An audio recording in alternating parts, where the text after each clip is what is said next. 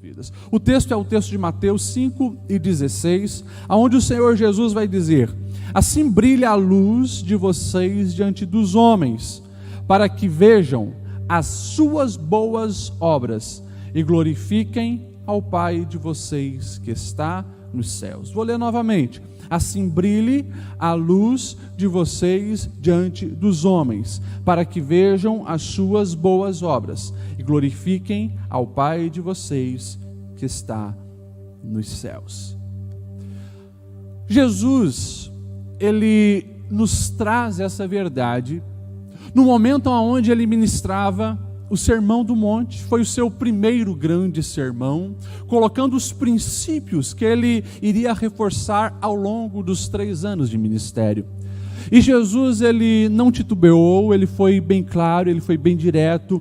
A afirmativa dele foi simples e objetiva: vocês precisam brilhar.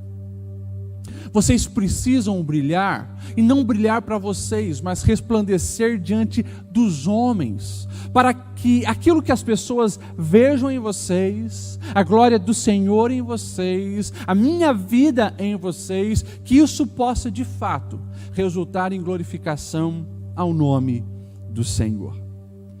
E quando nós olhamos para essa proposta do Senhor Jesus, para aquilo que Ele deseja para a nossa vida, mas também ao mesmo tempo comparamos com muitos momentos da nossa caminhada, nós percebemos que há uma discrepância, porque algumas pessoas, elas literalmente têm procurado se esconder, se isolar, se camuflar, entrar, quem sabe, nas cavernas da vida.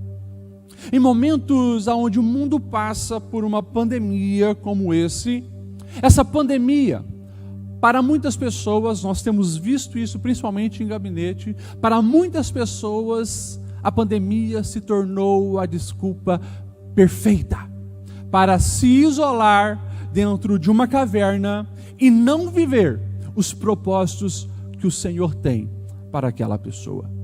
São muitas as pessoas que nós vemos aproveitando a pandemia para se isolar da parentela, para se isolar da comunidade de fé, para muitas vezes se isolar de todos os ambientes de sua convivência, com uma desculpa, muitas vezes que é proposta até pela saúde, dizendo que nós precisamos ficar em casa, nos isolar. Não estou dizendo que isso é errado, mas se o propósito do coração for querer se esconder, for querer colocar literalmente isso como uma desculpa para o seu isolamento e a sua não frutificação, alguma coisa está errada e nós precisamos mudar. A palavra de Deus nos convida a ter um posicionamento diferente, a ter um posicionamento de brilho e não entrarmos na caverna do isolamento. Essa frase muitas vezes é repetida constantemente no aconselhamento pastoral: eu estou na caverna da minha existência. E quando nós pegamos essa palavra caverna e olhamos nos textos bíblicos, nós vamos ver muitas pessoas que entraram literalmente em caverna, e algumas coisas determinantes ali aconteceram. Por exemplo, nós vamos ver Ló entrando numa caverna, depois de sair fugido de Sodoma e Gomorra, depois de perder a sua esposa, nós vamos ver ele entrando numa caverna. E lá nós sabemos que nessa caverna ele está com suas 2 filhas, e aquela não foi uma escolha muito sábia, porque na mente e no coração das filhas estavam os princípios de Sodoma, e nós sabemos que ali acontece incesto. Aquelas meninas embriagam o próprio pai, deitam com o próprio pai, engravidam-se do próprio pai, e 2 nações surgem que se tornam nações contrárias, nações inimigas do povo de Deus. Nós vamos ver também Sansão entrando numa caverna. Sansão era aquele homem que era cheio de força, cheio de vigor, e em certo momento, depois dele perder o primeiro casamento e arrumar uma grande confusão com os inimigos, nós vamos ver que ele literalmente se esconde numa caverna. E na caverna, Sansão está sozinho, Sansão não construiu relacionamentos sólidos, Sansão não tem amigo, e ele fica algumas horas isolado numa caverna. Nós vamos ver cavernas com uma coletividade presente, como foi a caverna de Davi. O texto da Bíblia vai dizer que Davi entrou numa caverna, a caverna de Adulão, e lá ficou, e lá também foi se ajuntando pessoas. Davi faz escolhas diferentes dentro da caverna, mas a caverna de Davi era uma caverna de refúgio, porque ele estava sendo perseguido, ele estava sendo caluniado, e ele entra naquela caverna para se esconder. Nós vamos ver também cavernas de desânimo, como foi a caverna de Elias. Depois que Deus o usa poderosamente para derrotar os profetas de Baal, nós vamos ver Elias, ele sai da região de Israel e ele vai lá para a península do Sinai. E lá no Horebe, lá no monte de Deus, ele se esconde numa caverna, até que Deus se revela para ele, se manifesta para ele, dizendo para ele sair da caverna.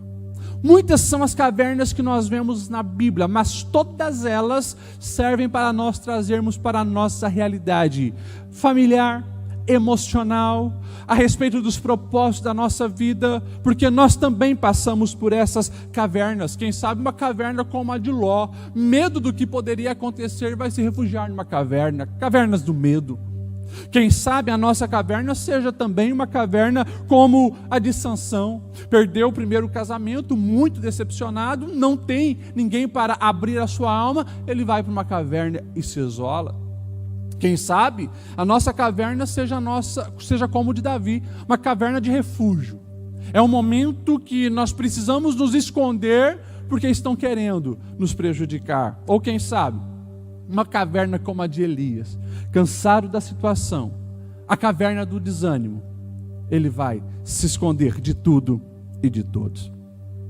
Mas quando nós falamos a respeito desse assunto de cavernas, há 3 verdades que eu gostaria de, nesta noite de domingo, compartilhar para você, para que fique registrado no seu coração e você não se esqueça disso. Primeira grande verdade é que sim, as cavernas fazem parte da nossa vida, fazem parte do processo da nossa caminhada, cedo ou tarde.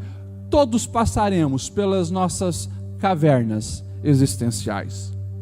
E é importante você saber isso para que não haja um sentimento de culpa e de que você é o único no mundo que passa por essas situações. Todos nós temos as nossas dificuldades, todos nós temos pessoas querendo nos fazer mal, todos nós temos momentos de desânimo, todos nós temos momentos de querer se esconder de tudo e de todos. São as cavernas da vida.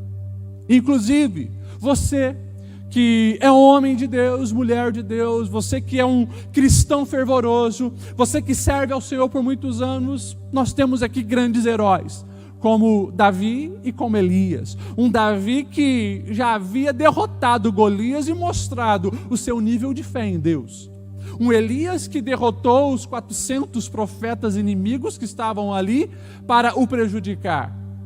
Homens de Deus, homens que oravam e faziam fogo cair do céu, passaram por esses momentos e entraram nas cavernas. Sonda a sua alma, identifica qual é a caverna que você está vivendo.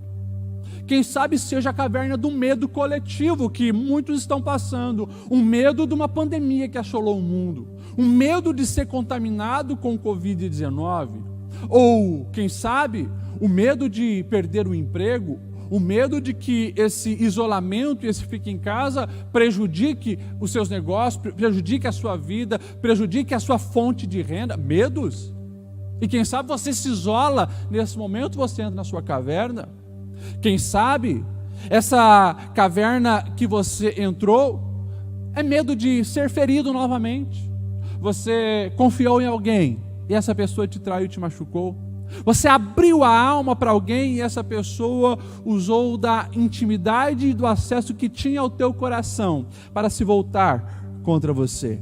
E você não quer mais se machucar, então você se isola de todo mundo e entra na sua caverna. Quem sabe a caverna que você se enfiou seja a caverna do fracasso. Você tentou, você se esforçou, você deu o teu melhor, mas a situação que você criou tanta expectativa não aconteceu.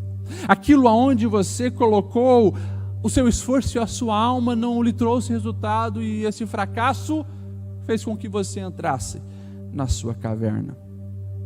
Quem sabe você entrou numa caverna de descrença, porque você viu coisas erradas acontecendo e você se bloqueou. Você não acredita mais no projeto de Deus para a família, você não acredita mais no chamado de Deus ao seu ministério, você não acredita mais nas pessoas que te cercam naquela empresa, você se isola, você não crê em mais nada e não crê em mais ninguém. Mas nós também precisamos entender que por mais que todos nós passamos por cavernas, as escolhas que nós fazemos enquanto estamos dentro dessa caverna, elas são determinantes para as nossas vidas. Escute o que eu estou dizendo. Todas as nossas atitudes e as nossas escolhas, elas afetam o impacto da nossa vida. E como alguém já dizia, nós somos escravos da nossa escolha, porque até mesmo quando eu escolho não fazer nada, eu estou fazendo uma escolha que consequentemente vai ter as suas resoluções. Vai acontecer consequências devido àquilo que eu escolhi. E por mais que você está dentro de uma caverna, você vai fazer escolha. Quando Sansão estava dentro da caverna, ele soube, porque os gritos de fora eram grandes, que os inimigos estavam ali para o pegá-lo. Ele se entrega para o povo de Israel, que entrega a mão dos inimigos. Ele tem que tomar uma decisão. E ele é forçado a sair daquela caverna. Elias também fica pouco tempo na sua caverna, porque Deus vai a ele e Deus se manifesta para Elias, e ele entende que ainda tem um propósito. Deus é bem claro: unja Azael como rei da Síria, unja Jeú como rei de Israel, unja Eliseu como profeta no seu lugar. E ele sai, e pelo menos ele faz. Ele vai e procura Eliseu, e ele unge Eliseu para dar continuidade. Ele decide escolher sair da caverna para cumprir aquilo que Deus tinha para a sua vida. As filhas de Ló tomaram decisões extremamente erradas dentro de uma caverna. Já estavam fugindo, se isolando, e com os princípios errados na mente e no coração, elas caíram em incesto com o pai, e duas nações inimigas do povo de Deus ali foram formadas.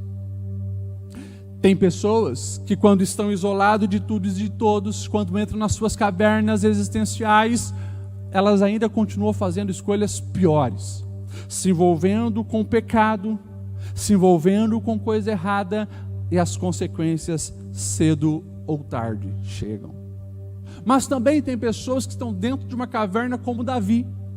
Foi lá se refugiar, foi lá para preservar a sua vida, foi lá porque Saul, que era para ser amigo, o perseguiu, queria matar.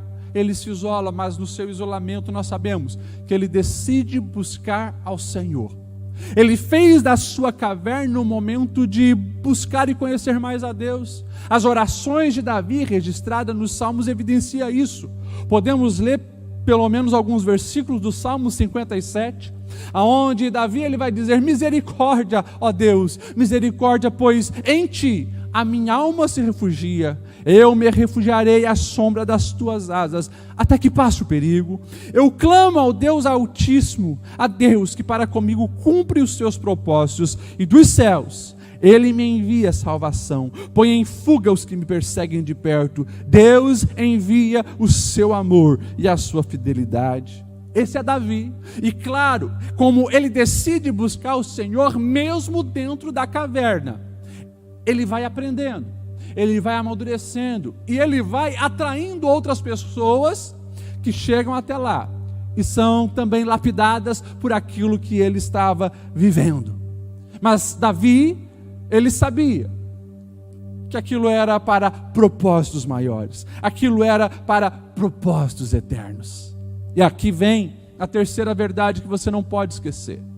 Por mais que todos nós passamos por caverna, por mais que as decisões que nós vamos tomar dentro das cavernas, elas são determinantes, nós precisamos ter uma convicção para a nossa alma. A convicção é a proposta de Jesus. Fomos chamados para brilhar, fomos chamados para mostrar coisas boas aos homens, aquilo que Deus nos deu.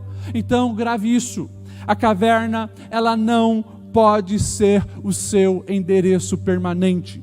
Eu vou repetir: cavernas não podem ser o seu refúgio permanente, o seu endereço permanente. Por mais que ele seja uma passagem, Deus não criou você para estar isolado dentro de cavernas. Quando nós olhamos um Davi que busca a Deus dentro da caverna, nós sabemos que ele está preparando o coração dele para viver os projetos de Deus. Já havia sido ungido, ele seria rei. Ali era uma fase, ali era um processo, ali era um trabalhar divino na sua alma. Ei, você que me escuta nesta noite de domingo, independente de onde você está e o que você está passando, saiba que Deus não te criou para viver trancado em um lugar, para não viver na escuridão de uma caverna. Deus deseja que você saia desse lugar, que você resplandeça a glória de Deus e que você viva grandes projetos nas mãos de Deus. Quando nós olhamos para a palavra, nós vamos ver um dos grandes líderes que a humanidade já presenciou, chamado Moisés. Alguém que nasce do povo de Deus, mas é criado como um egípcio.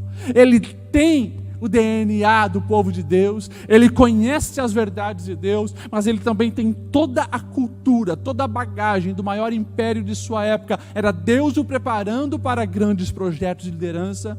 Mas nós também sabemos que depois que ele vai defender um hebreu e ele acaba matando um egípcio, ele sai fugido para Midian. E o deserto de Moisés dura alguns anos.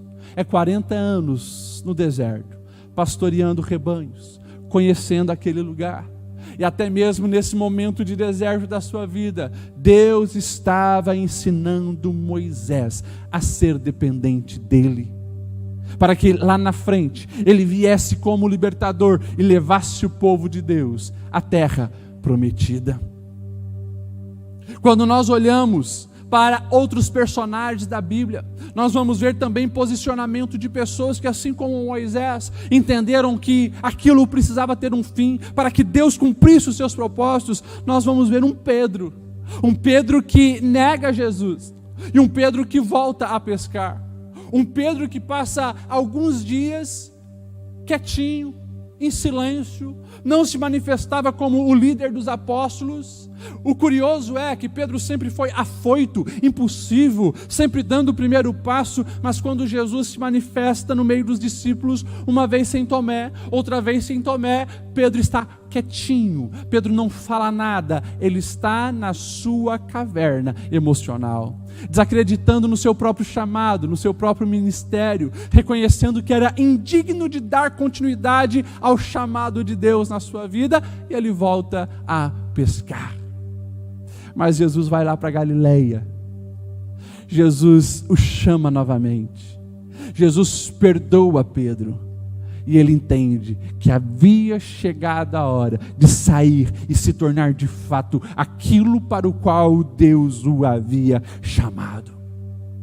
Nós temos um Paulo que ele mesmo vai dizer quando está escrevendo aos Gálatas, que depois da sua conversão e da sua experiência, ele precisa passar 3 anos isolado, 3 anos na caverna, 3 anos na Arábia, para que tudo aquilo que ele havia feito, tudo aquilo que ele havia aprendido equivocadamente fosse transformado, e ele fosse então preparado para grandes projetos que Deus havia reservado para a sua vida.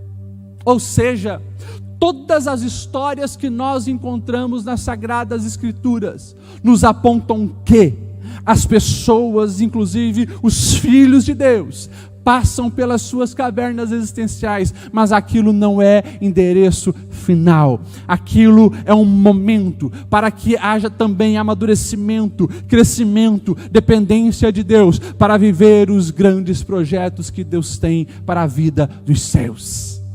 E é assim que nós chegamos na conclusão dessa reflexão.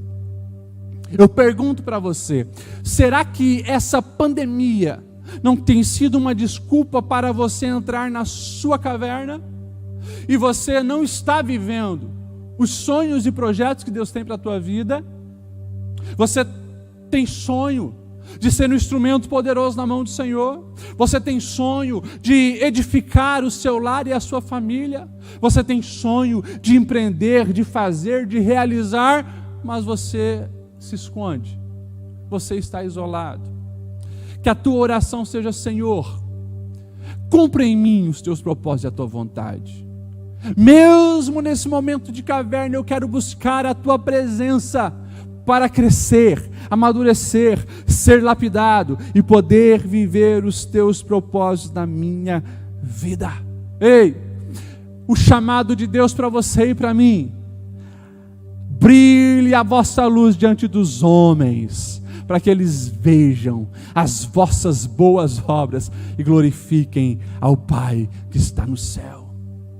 Quem sabe você que me assiste nessa noite diz: pastor, eu me sinto como um morto, a minha alma está adormecida, eu não tenho mais prazer, eu não tenho mais alegria, eu estou para baixo, eu estou depressivo, eu não vejo mais sonhos para acontecer, eu não tenho mais propósito na minha existência. Ei, eu quero te lembrar que esse Jesus, que nos chama para resplandecer a luz do Senhor, em um momento ele chegou também diante de uma caverna onde ali havia morte. Ela era lá na vila de Betânia, e lá estava sepultado um dos seus amigos, Lázaro. Mas diante daquela caverna, onde havia um defunto, ele diz: retire a pedra, e ele chama Lázaro para fora, porque esse é o Deus que também gera vida aonde não tem mais vida. Havia propósitos ainda para a vida daquele homem chamado Lázaro. E quando chegou o Mestre Jesus, o milagre aconteceu e a vida entrou naquele homem. O Senhor continua fazendo isso. O Senhor continua restaurando aqueles que se sentem como mortos-vivos. Se a tua alma está abatida, cansada, amargurada, e você pensa que a sua alma já morreu, o Senhor Jesus te dá vida, o Senhor Jesus te chama para fora, o Senhor Jesus, Ele traz novamente propósitos existenciais para a sua caminhada.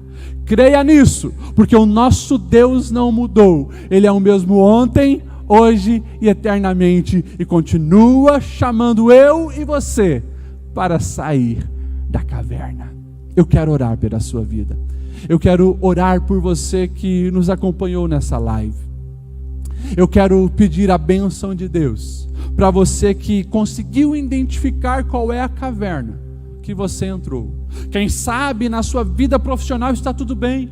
Quem sabe você está na sua vida profissional tendo sucesso e bons resultados, mas a sua vida espiritual não. Você entrou numa caverna. Quem sabe seja na sua vida ministerial que você se isolou, ou quem sabe diante das pessoas mais perto, a sua família, você se transformou em alguém frio, alguém que se isola, alguém que foge, alguém que não quer sentar na mesa e compartilhar mais vida. O Senhor Jesus está te chamando para fora.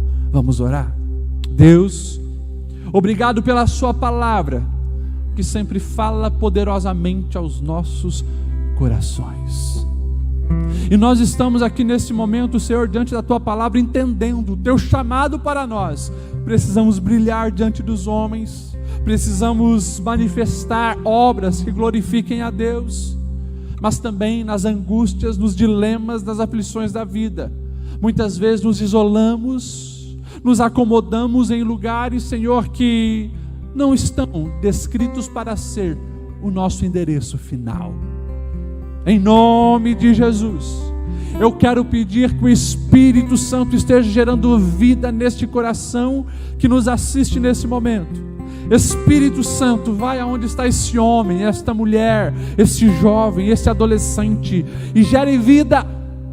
Chame para fora restaura sonhos, restaura projetos, restaura, Senhor, os desejos de acordo com o teu coração, e que nós possamos ver uma transformação, que nós possamos entender, Senhor, que somos imagem e semelhança tua, e há em nós um espírito excelente, há em nós um espírito para edificar, construir e fazer a diferença. É assim que nós pedimos aos céus a bênção sobre essa pessoa, em nome de Jesus. Amém e amém.